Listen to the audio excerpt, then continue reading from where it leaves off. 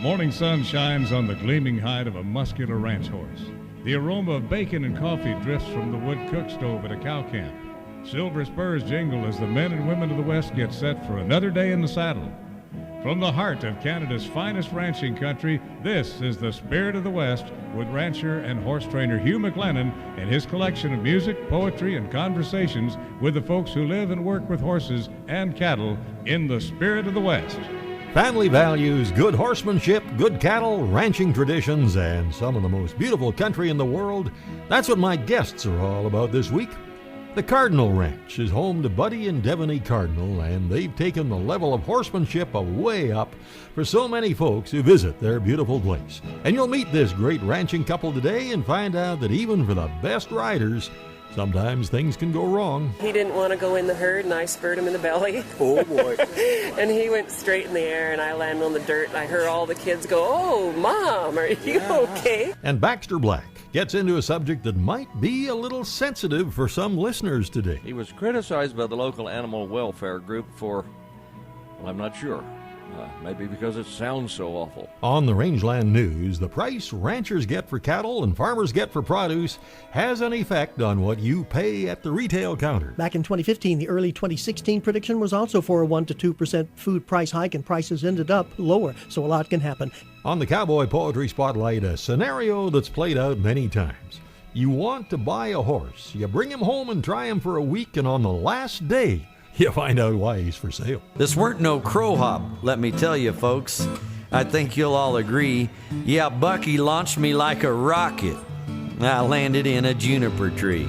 And on the Urban Saddles and Western Wear horse training file, for some horses, a rare episode of bucking can have a physical cause, but there are some quarter horse bloodlines that have more buck in them than the others, and I'll even name a few.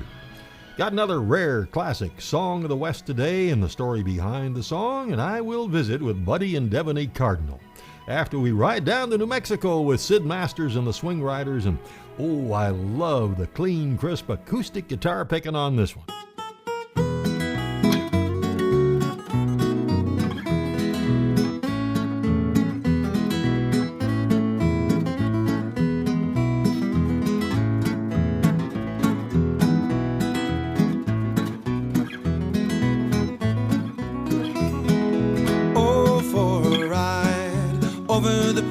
Free on a fiery untamed steed, where the curlews fly and the coyotes cry and the western wind goes sweeping by. My heart enjoys the speed with my lifetime on the bridle rein and the saddle girth perched behind, with the lariat tied at the pony's side. By my stout right arm that's true and tried, we race the whistling wind. We're up and away in the morning light, as swift as a shooting star that suddenly flies across the sky, and the wild birds whirl in quick surprise at the cowboy's gay hurrah.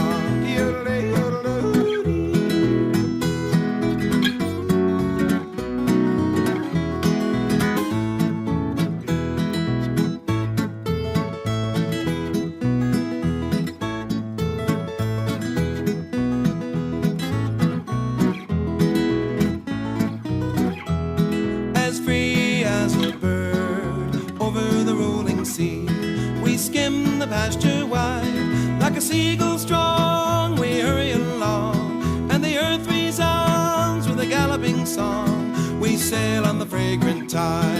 You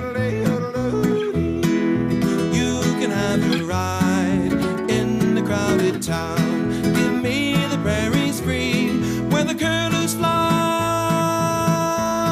and the coyotes cry, and the heart expands to the open sky. That's the ride for me. In the beautiful Robson Valley in BC's Rocky Mountains, you'll find the Cardinal Ranch. Miles and miles of breathtaking trails, big pastures, cattle to work your horse on, and it's the home of Buddy and Devaney Cardinal. I wonder if I just kind of start by getting some background on the Cardinal Ranch, how you wound up there and some of the history. All right. Well, Devaney and her family, they homesteaded there sort of in the 60s or early 60s. And I've only been there 20 years. When I met her, we got married there, and why would I want to be anywhere else? It's darn pretty, and she was there. Where were you before that, buddy? I was going to school in Edmonton, and I dropped out like a hot potato when I, figured I got a pretty good deal there. Now, had you had a background in horses and cattle and ranch work and that kind of thing? Right. My background in horses was when I was very little. I had a grandfather who was into horses and a great uncle. And when they passed away, horses kind of were eliminated in the family, but I always had it in my heart. And I drew sketches of horses and cowboy stuff and everything. And the first time I sat on a horse was 23. Wow. Yeah. And I met Devaney and I started riding a whole lot more.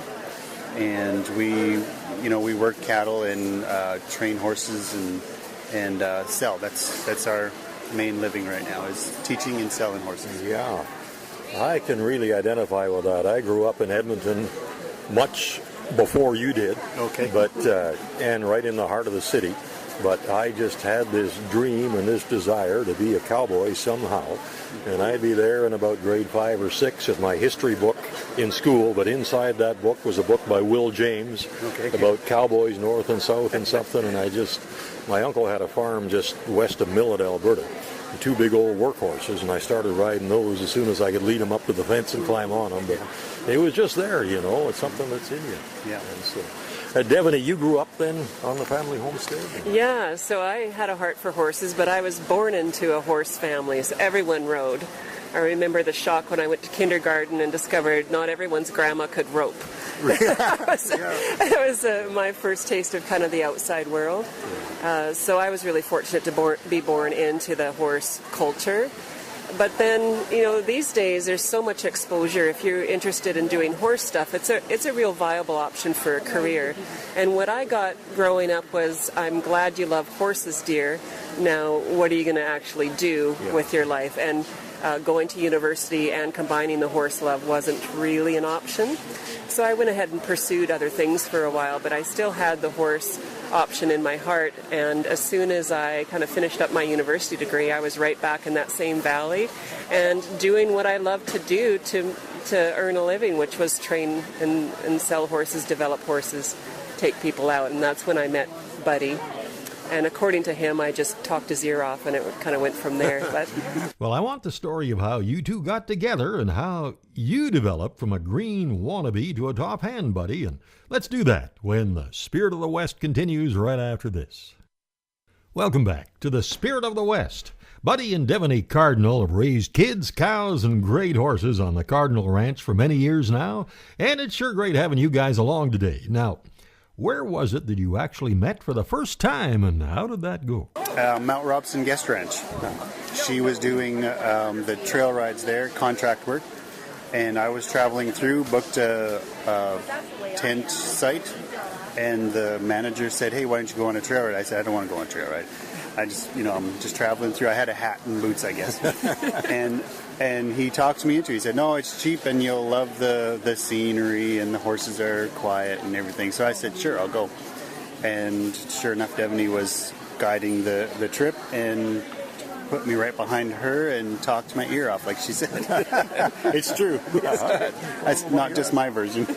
So what kind of a rider was he when he started out? yeah, green. Real green. You had to keep both eyes on him all the time? Yeah, but he's a natural too. But he doesn't have a lot of ego and a lot of macho, so he got along well with horses right from the beginning. And yeah, I mean, I did a lot of my horse development by time and learning from people and being born into it. And he just came along and caught up real quick. And I think it was not only in his heart but kind of in his nature. to be good with horses, and that's what we've kind of seen is that's been a really good fit for him. Did you have cattle on the family operation at that time? Yeah, my uncles, my dad, they all have cattle, and we had some for a while too, but we quickly realized that our love for cattle was mostly from horseback, and so we would do the horse work on the cattle.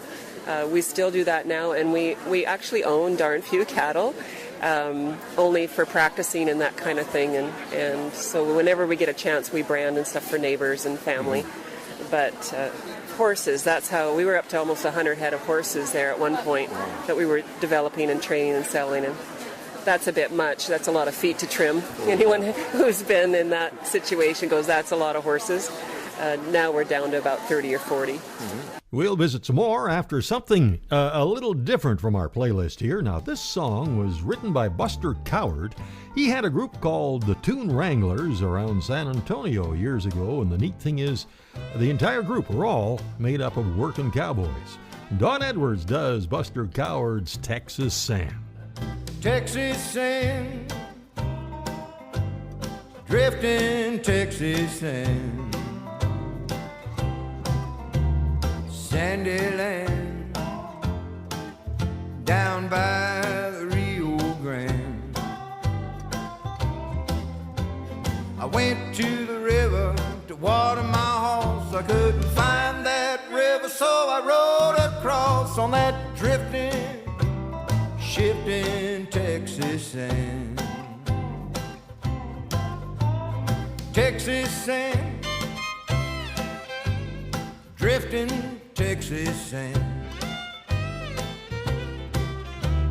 sandy land, down by the Rio Grande. Sand in my coffee, sand in my tea. When I die, they're gonna bury me 'neath that drifting, shifting Texas sand.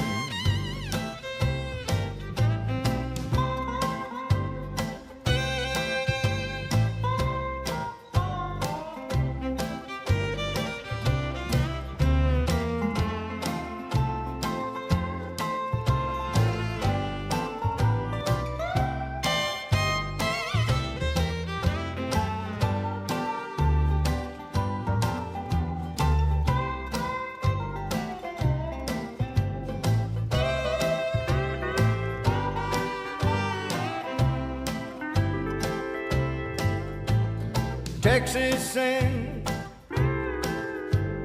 drifting Texas sand, sandy land, down by the Rio Grande. I went to the river to water my horse. I couldn't find that river, so I rode across on that drifting, shifting Texas sand. Texas sand, drifting Texas sand, sandy land, down by the Rio Grande. Sand in my coffee and sand in my tea. When I die, they're gonna bury me 'neath that drifting, shifting Texas sand.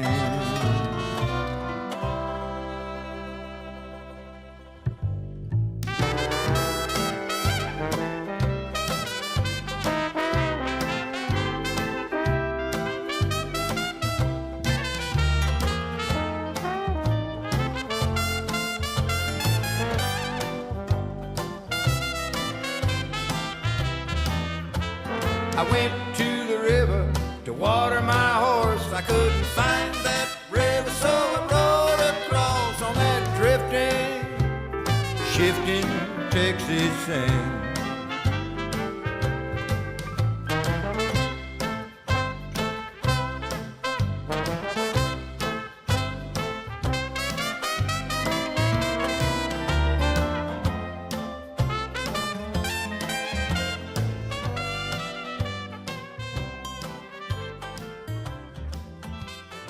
So that's kind of like Western-style Dixieland jazz, and the studio musicians had a ball with that one. And yeah, trombones, trumpets, and steel guitars can sound pretty good together. Well, Buddy Cardinal is considered a top hand by anybody who rides with him these days. Cowboy, horseman, colt starter, but it wasn't always that way. It's been a huge learning curve for you, buddy. There must have been some interesting adventures on the way as your journey from kind of a greenhorn to working cowboy and instructor and everything else. Yeah, one of the early memories that comes to mind is Devaney and I rode into the backcountry to retrieve her herd of horses that were on summer pasture, and it was Thanksgiving. And so we head out, and I'm on this big, stout quarter horse, ranch horse, and kind of didn't let on that I don't ride a lot. But anyways, we rode probably, I think it's 21 kilometers one way, and we rode that in and out, plus, horsing around up there, catching horses and stuff. And by the time we got back to the trailer, I got off my horse and I could hardly stand up. And I didn't let on that I couldn't walk anywhere. I just stood there and pet on the horse and said, I love this horse and I ain't going anywhere. till I loosened up and could walk. Yeah. Now, you guys are right into PNH and the Pirelli program. How did your connection with Pat actually come about? Yeah, that's right. So the top Canadian instructor is Don Halliday. Yeah. And so before we actually met Pat, we met Don. And he came to our place, and we were really interested in getting better. But we had kids on the ground. We had, a ranch and payments, and our ability to actually travel and leave things at home was pretty minimal. So we kept inviting Don to our place to teach, and we hosted clinics with him for years. And that's how we progressed through the Pirelli levels. And really, Don and Randy Halliday just mentored us, not only on the personal side and the horsemanship side, but they also encouraged us on the business front too.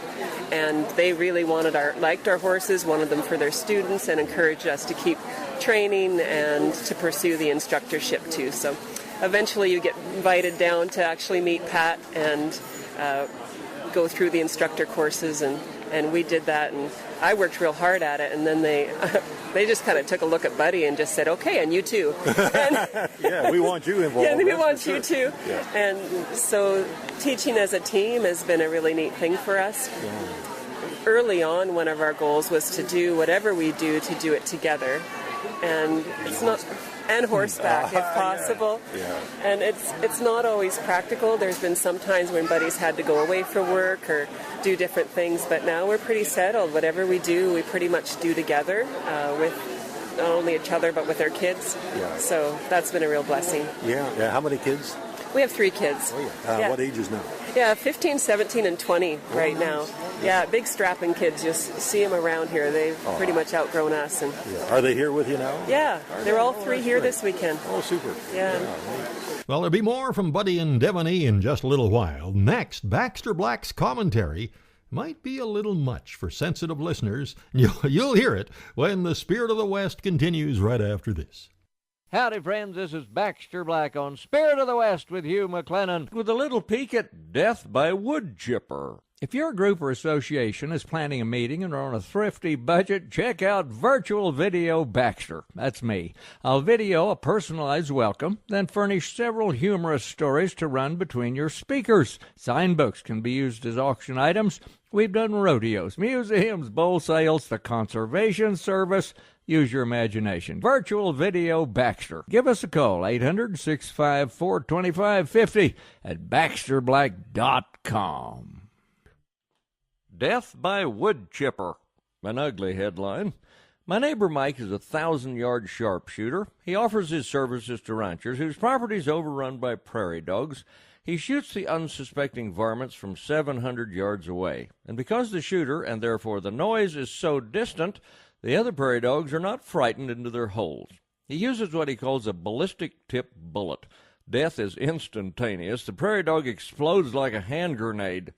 Well, by professional standards, it would fit the definition of a humane method of euthanasia. No nervous anticipation, no pain, no guilt. Which leads me to the wood chipper headline. During the exotic Newcastle disease outbreak in California, it was necessary to destroy hundreds of thousands of chickens. The affected birds could not be used for human consumption. Now imagine, if you will, the magnitude of the process and disposal problem.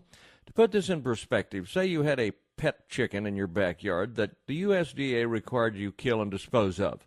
What method of slaughter would you use? Do you have a sharp axe and a tree stump? Well, probably not. Maybe use a 12-gauge and pick feathers out of the flower bed for the next 2 months. How about plan a boating accident in a wading pool? Run over him in the driveway. How about tie him in the driver's seat, pull the car in the garage, and leave the engine running? Then once you've done the deed, what are you going to do with him? Put him in the trash? Bury him in the backyard? Build a funeral pyre? Call a rendering truck? Take him out to the landfill? I mean, think about it. Just one chicken. But what if you had 25? That'd take a lot of buckshot and a big hole. Now imagine 30,000 head of condemned chickens. One thinking California veterinarian authorized death by wood chipper. He was criticized by the local animal welfare group for, well, I'm not sure. Maybe because it sounds so awful. And yet the vet said, and he was right, that death was instantaneous. And I tend to agree that it would be humane if done properly. And considering the IQ of poultry, even the 260,000th chicken in the line would have no clue what's coming. It's like, say what? This is Baxter Black on Spirit of the West with Hugh McLennan. Thanks for listening. Saddle your worries to a cowboy song and yodel your troubles away. Boy, I heard that song so many times when I was a little fella. It was the theme for the Stu Davis radio show, and Stu Davis, as you know, was the host of a lot of those great early black and white television shows, and I think one of the first network color programs. Shows like Rope Around the Sun, Red River Jamboree, Trail Riding Troubadour, and his son Dwayne appeared on a lot of these shows with him. And I did get to know Dwayne in the later years, and his voice, I think, is quite similar to his dad's. Dwayne recorded under the name of Dwayne Stewart, and this is a song he wrote in tribute to his father, done here with Dwayne Stewart and the Sons of the Sage, Rusty Spurs. The tableland below rolls to the hills. Blue skies arch high above the towering firs. And all that mars the beauty of the scene is a cross that holds a pair of rusty spurs. I think of all the carefree days we shared. As memory wanders back, my eyesight blurs. My heart is filled with grief each time I pass by the grave marked with a pair of rusty spurs. A mother dear beside whose knee he knelt. A father's grief is shared alike with hers. And all there is to mark his passing by is a cross that holds a pair of rusty spurs.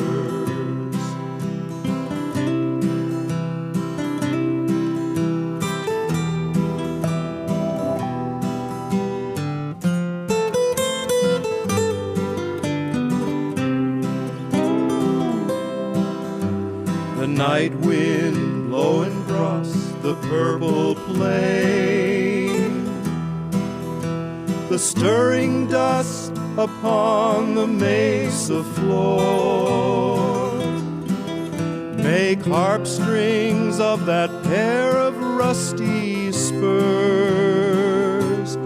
in an anthem there for him who rides no more. The tableland below rolls to the hills. Blue skies arch high above the towering firs. And all that mars the beauty of the scene is a cross that holds a pair of rusty spurs.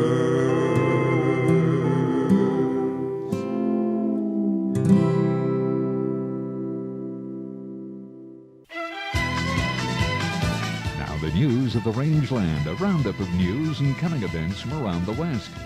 At the top of page 1, we will be paying for food at the grocery store next year, but how much? Well, Gary Crawford has checked into how the prices are looking. Analysts say it's still up in the air whether or not food prices overall at the grocery store will dip slightly below last year, like 0.25%, or be slightly above by maybe 0.75%. But for 2018, we're expecting to pay 1% to 2% more in 2018 than we did in 2017. Agriculture Department economist Anne-Marie Coons expects possible price declines for fresh and processed vegetables and processed fruit. That's it. The list of products with expected price hikes a lot longer. Beef and veal, pork, other meats, poultry, fish and seafood, eggs, all dairy products, fresh fruits, sugars and sweets, cereals and bakery products, non-alcoholic beverages, and then that other food category, which is a combination of snacks, soups, frozen entrees, and other processed foods. But she says that could change. Back in 2015, the early 2016 prediction was also for a 1% to 2% food price hike, and prices ended up lower, so a lot can happen. Gary Crawford for the U.S. Department of Agriculture, Washington. When Kansas farmer Tom Giesel drove over a deer carcass and punctured a tire on his combine during harvest this fall, he didn't have the time or the cash to fix it. He just borrowed his neighbor's tractor to get finished. And it seems farmers are cutting costs in any way they can to compete against cheaper producers in Argentina and Brazil. 4 years of global oversupply have pushed down grain prices, reduced agricultural revenues, and put more expensive producers under real financial pressure. And in response, farmers have bought cheaper seeds, spent less on fertilizers, and delayed equipment purchases as they seek to ride out the downturn. But more bumper harvest forecasts and rising energy prices herald another tough year for farmers in 2018. The logical thing to do is to stop farming, Giesel said. He's 64, he farms about 5,000 acres, and he's worked the land all his adult life. He's cut spending on what he can control, seeds, chemicals, fertilizers, rented land, and chewed through his farm's savings. He stands to lose $93 an acre, or nearly $15,000 on one cornfield alone this year. Some farmers have had to sell assets to keep afloat, and others in that area have gone into bankruptcy. U.S. hay production and forage supplies prospects for cattle producers are finishing the growing season in better shape than might have been expected in mid-year, according to a consulting group. Drought conditions across the northern plains that began in May worsened into the summer, forced abnormally high numbers of cattle to be moved out of that region to feedlots or areas with better forage. And dry weather also became a bigger issue for the Pacific Northwest and the Intermountain West as the summer progressed, leading, of course, to those horrific wildfire challenges. And the National Agricultural Statistics Service estimated hay production will be close to 132 million tons in 2017. That's down 3 million tons from last year. And meanwhile, range and pasture conditions have traced a typical seasonal pattern, declining from spring to fall as the summer heat took its toll. The way food manufacturers label their products really annoys us sometimes, and this is interesting. A University of Delaware study just found that labels like organic, free-range, fair trade, and country of origin, and many others that prey on the naive consumers are often free of any scientific facts. The study found misrepresentation is common and can have a negative connotation for food produced in conventional ways, even when there is no specific evidence that those foods are inferior. You could read A&W television ads into this. The leader of the study, Dr. Messer, who has infallible credentials, says, "We want to have healthy food choices, but we don't need labels that misinform and discourage people from buying conventional food that's often available at a lower price." You can get a look at upcoming sale dates for the BC Livestock Co-op yards and a look at available cattle haulers around the province, market reports, and even view the live auctions online at the website bclivestock.bc.ca. And you can call the co-op at 250-573-3733. $39.39. And of course, regular Wednesday cattle sales start at 9 a.m. at the Innisfail Auction Market. Butcher cows, bulls and calves, and yearling and bred cows usually start coming through around noon. And calves are weighed Sunday for the pre-sort sales. You can get all their information at InnisfailAuctionMarket.com or call them at 1-800-710-3166. And now the final item. Billy and I were seated right next to the round pen at the Chilliwack Trainers Challenge, and she had a pretty good eye for confirmation, still does. Well, she picked me. Anyway, she watched as a trainer did some groundwork with the 3-year-old gelding, and she said, gee, you know, his neck is a bit too long, and his legs look kind of short for the rest of his body. And then she said, but maybe that's just the way his blue jeans fit. And that's the Rangeland News. Coming up on the Urban Saddles and Western Wear Horse Training File, I'll list through some quarter horse bloodlines and others that seem to have a predisposition to bucking a little bit or a lot. And there's more with Buddy and Devoney Cardinal when the Spirit of the West continues right after this.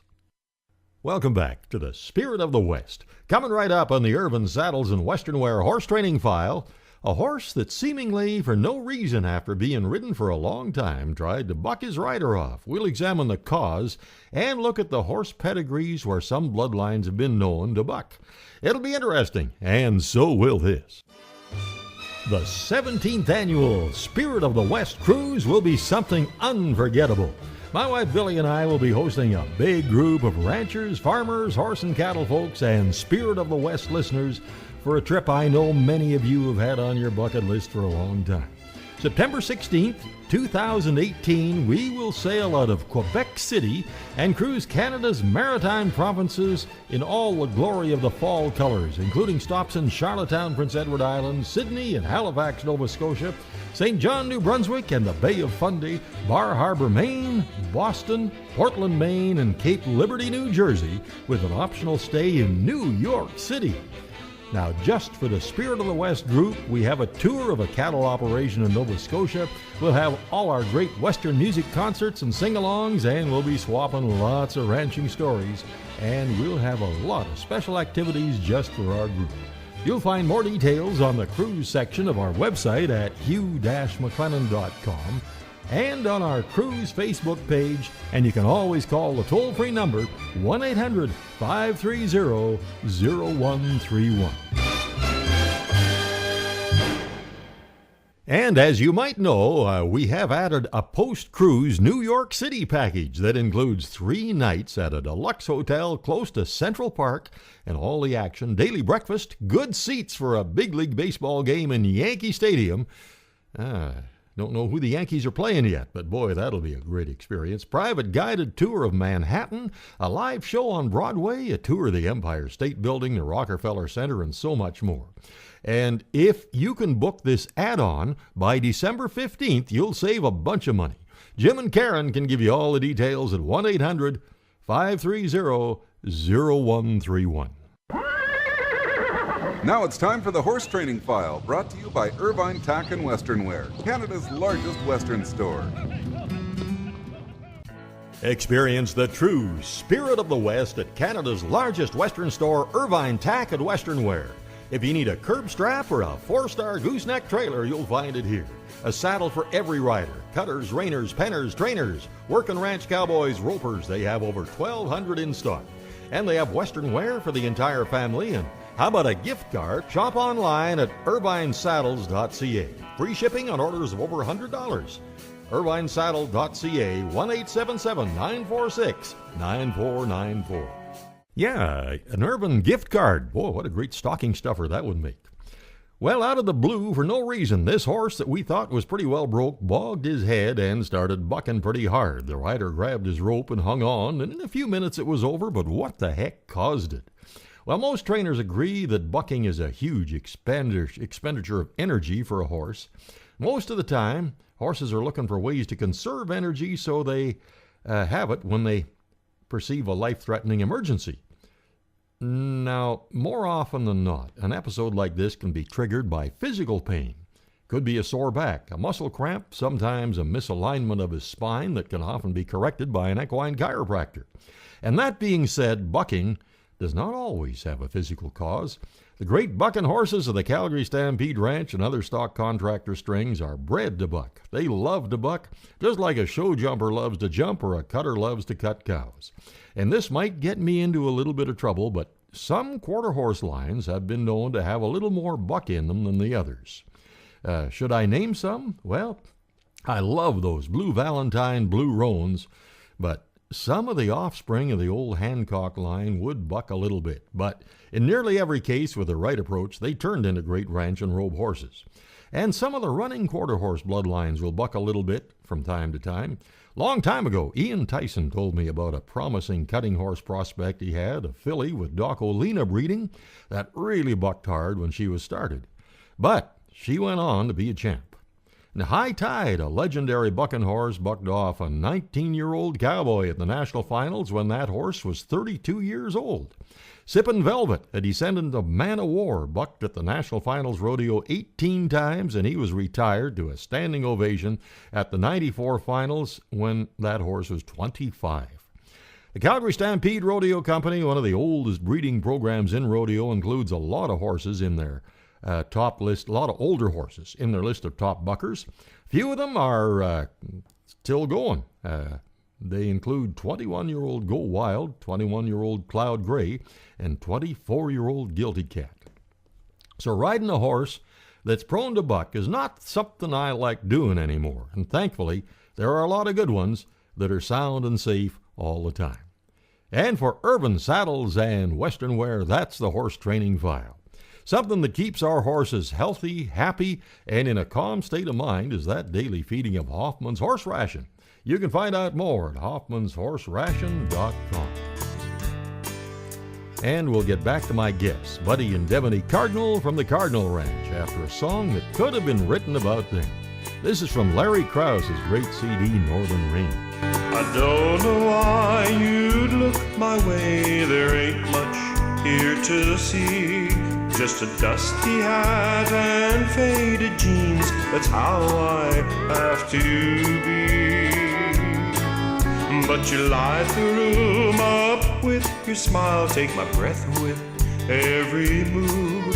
I'm wishing that you'd notice me and we could be in love. But if good things really come to pass, wishes did come true, I'd be riding on that northern range together with you.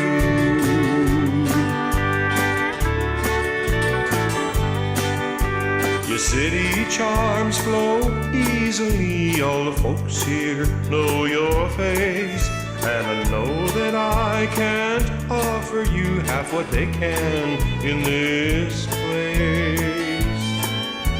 I'm shy and quiet and I know my spot in the order of this world, and it breaks my heart to know that I can't have you for my girl. But if good things really come to pass, wishes did come true, I'd be riding on that northern range together with you.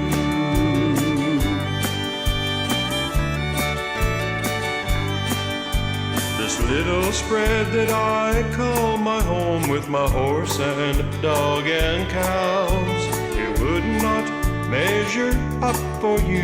You're used to all life allows, and dreams of holding you at night are all but lost in vain. I'm just a cowboy from the hills, you don't even know my name. But if good things really come to pass, wishes did come true, I'd be riding on that northern range together with you.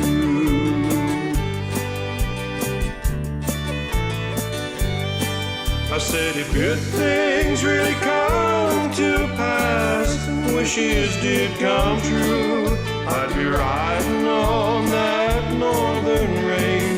together with you.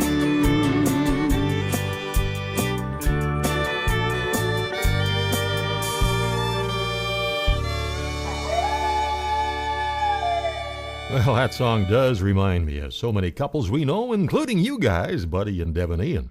As I mentioned, working as a couple on a ranch can be trying, but can be so fulfilling, and Billy and I have done it for a long time, and we'll be celebrating our 55th wedding anniversary in April. Yeah, we've been married for 20 and a half years. Wow, well, good for you. And you're so young looking. Well, thank you. So what's your secret? What would you say is a secret to a lasting relationship? Well, for mine, it was to marry Billy. Yeah. And luckily, not everybody could do that. I was lucky enough to do it. But I don't know. I think we often talk about how much we have in common, how much of the same kind of things we both enjoy, whether it's music, our sense of humors are pretty compatible. We still laugh a lot together. Try not to take ourselves too seriously, and she reminds me when I need to be reminded that I'm taking myself too seriously. She's nodding. And that helps. Yeah. And a love for, ranching traditions, and we just feel so blessed to still be a part of that in this day and age. Yeah, amen. We're kind of feeling the same. We don't mind going to town, but we really like it on the ranch. When we're horseback and we just take off on a ride somewhere and go and school some horses across, a big pasture or something. And over the years with green horses and schooling horses, I know we've had some narrow escapes and some scary situations where, my gosh, you think back and how the heck did we ever survive that? And you must have had a few like that. Yeah, we've had a few. I could tell so many early on stuff because that really was stuck in my mind, I suppose, because that's when I got bucked off the most. I watched Buddy start 10 colts with a bunch of our students, and it just goes just as calm as can be. Yeah. Do different. Well, this year I got bucked off and got rearranged a little bit. Oh no, what happened there? Well, and the same thing, mistake on my part. I was on the road for a couple of weeks, and I had my students feed up my gelding really good. Got home, and it was branding day the next day. So they said, who are you going to take? And over breakfast, I said, I'm taking Cadence, my big red horse. He's my best horse.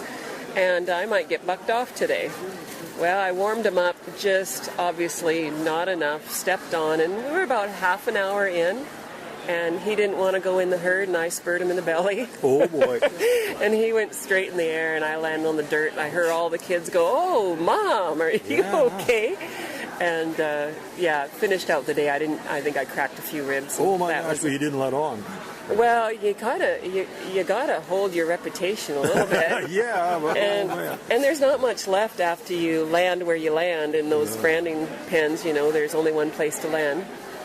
And I got my one horse through it, and then went and rode my young horse for the rest of the day because he's quiet. And so were you dragging calves on your big red horse? No, I hadn't even caught one yet. Oh, man. And he just left me there. And after I got a little airtime. But, you look at that and you go, that was my mistake. I knew it. I called it. If someone else would have done it, I would have said that. You knew there was a risk, but you sort of, Yeah, you think you're immune to that kind of thing. And so I know what happened before what happened. Yeah. That's what Pat's saying. But it's a little late when you know what's coming. Then. Yeah. It's too late. Well, guys, this is so good that I want to have you back in the coming weeks to get some more wonderful stories about your great life together. Coming up, our classic Song of the West and a pretty good piece of cowboy poetry when the Spirit of the West continues right after this. Welcome back to the Spirit of the West, one of the more or less not widely known legends of North American Western music, an original member of the Frontiersmen and the Riders of the Purple Sage. Hi Buzzy left an indelible mark on the Western music world. His career spanned 7 decades, acting in Hollywood Westerns in the 40s, making countless radio and music hall tours. He was inducted into the Western Music Association Hall of Fame in 1994, and we still remember his smiling face and endless stories at so many WMA festivals. Now, he's been gone for a while, but I found this, and it's kind of neat how it sounds just like he's right here, helping us into our classic Song of the West segment.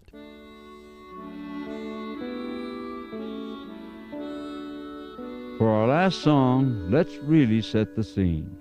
As we play this fine old song for you, picture a time in the Old West, long gone, without TV or radio, when the only music you heard was music you and your friends made. When night would bring isolated cowhands together around a crackling fire, or neighbors usually separated by many miles would come together in someone's barn, and the instruments would come out for a hoedown. Hopefully you'll even smell the wood smoke. As a frontiersman and yours truly, Hi Bussy, give you the oldest trail song of them all, The Gal I Left Behind Me. I struck the trail in '79 with a herd strung out behind me. As I jogged along, my mind ran back to the gal I left behind me.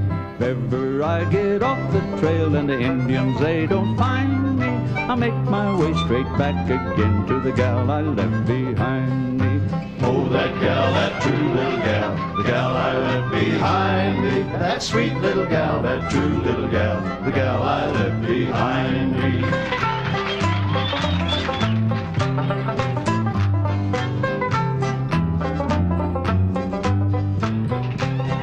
The night was dark and the cattle run with the boys coming on behind me. My mind ran back and my pistols back to the gal I left behind me. Oh, the wind did blow and the rain did flow and the hail did fall and blind me. I thought of that gal, that sweet little gal, the gal I left behind me.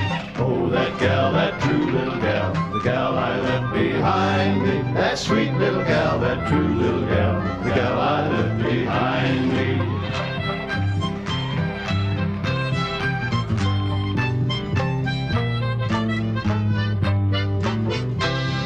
She rode ahead to the place I said I was always glad to find it. She says I'm true and you get through right back and you will find me. When we sold out, I took the train, I knew where I would find her. When I got back, we had a snack and I ain't no dog in my ear.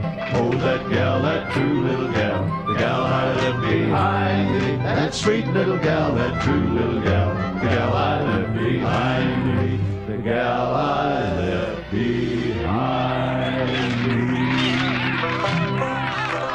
The frontiersman and me, Hi Bussy, recreating a bit of the feeling of a campfire hoedown for you with the oldest trail song of all, The Gal I Left Behind Me. Song collector Jack Thorpe jokingly said back at the turn of the 20th century that the song is so old even the descendants of the writer are gone. Then, all kidding aside, he went on to say, as most have, that The Gal I Left Behind Me was the first cow song he had ever heard. Ah, there was a treasure. Hi, Buzzy. Well, when you're looking to buy another horse and you find one that looks pretty good, you take him home and you try him for a couple of weeks. And sometimes on the last day of that trial, you find out why he's for sale. Here's Fred Hargrove in the Cowboy Poetry Spotlight. Just when I thought I was old enough and all was rolling fine, there came a thought of trading horses weighing on my mind. You see, I owned a young one I couldn't ride. He was just there burning hay, so I called that trader down the road. I thought I'd make his day. He answered his phone with hesitation, but then said he'd see what he could do. Said, come on down and look at the good ones, we'll find a horse for you. That very next day I loaded old X and hauled him to that spread. If I'd have known what I know now, someone should have just shot me in the head. For out in one pen stood a 4-year-old as beautiful as could be. He looked like the horse I'd always wanted. A buckskin lad was he. Without much extra talk between that man and I heard dead broke and gentle. He sounded like a real good buy. So I loaded young Bucky in my trailer, took him home for a week-long test. I just knew in my mind he'd end up being one of my very best. For about a week I rode him around, staying close to the old home place. Yep, he rode out really fine. He moved with style and grace. Darned if I wasn't feeling mighty cocky, thought I'd found the horse of my dreams. But like a lot of the luck in my life, things sure weren't all they seemed. Well, I saddled old Ghost, my best old horse, and saddled young Bucky too. I'd pony him up into Canyonlands to see how he would do. For an hour in the first half of our trip, things were going mighty well. We had gotten to our destination, Rico Falls, so I thought we'd graze and rest a spell. Then it came time for the very last leg of young Bucky's final test. Well, I'd ride him home and pony old Ghost. He'd proved to be my very best. Well, Bucky was nice and calm when I cinched him up good and tight. It was time we were all headed home. The day was losing light. I took my time, eased into the saddle. Bucky seemed to be just fine. Well, what happened next caught me by surprise. You see, he decided to unwind. This weren't no crow hop, let me tell you, folks. I think you'll all agree. Yeah, Bucky launched me like a rocket. I landed in a juniper tree. Thank God for that tree, I told myself, for it helped to break my fall. And I got up unscathed but started thinking, maybe Bucky wasn't that gentle after all. Well, I sure didn't want to give up on my new friend. I thought this might have been a fluke. So I gathered young Bucky to give another try. You see, I wanted to be just like the Duke. I put my left foot into the stirrup, but didn't give him my right just yet. We walked out about 15 strides. Well, I thought I'd won the bet. So once again, I eased on in the saddle for about 6 steps or so. But Bucky knew just what he'd do. Again, he decided to blow. I was hanging with him for a while, thought I might last this one out. When then began the buck and spin, I was inside, headed out. It wasn't long before all went wrong. On a flat rock slam dunked was I.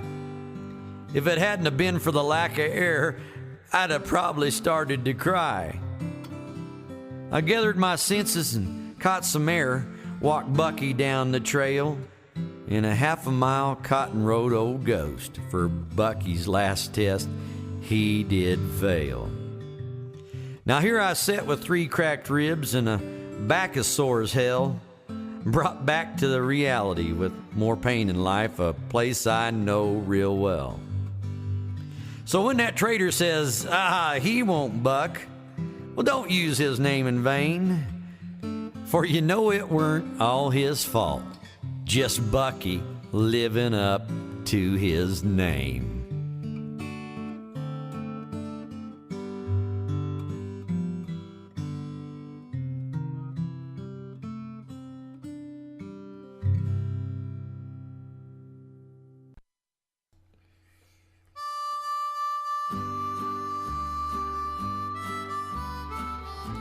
Fred Hargrove in the Cowboy Poetry Spotlight. He's a guy that for a long time managed Michael Martin Murphy's New Mexico ranch and shod Murph's horses for him. Well, thank you so much for making the ride this week. I sure hope you can join us right here next week at the same time. And thanks again to our great support crew, Mark and Kathy McMillan. Right now, working hard on the next Kamloops Cowboy Festival coming up in March. More about that next week. And if you need tractor parts, any make, any year, see Mark's page, bctractorparts.com. And oh yeah, there's great reading in every issue of Canadian Cowboy Country Magazine. The latest one has my interview with Denver Danes and Tommy DeRoche. Denver was the winner of last summer's Open Ranch Colt Starting Championships at the Ivan Danes Picnic. And there's some good photos in that one too. You can subscribe online at cowboycountrymagazine.com or give them a call at 1-800-530-0131. Till next week, I'm Hugh McLennan. Hope to see you down the trail somewhere real soon.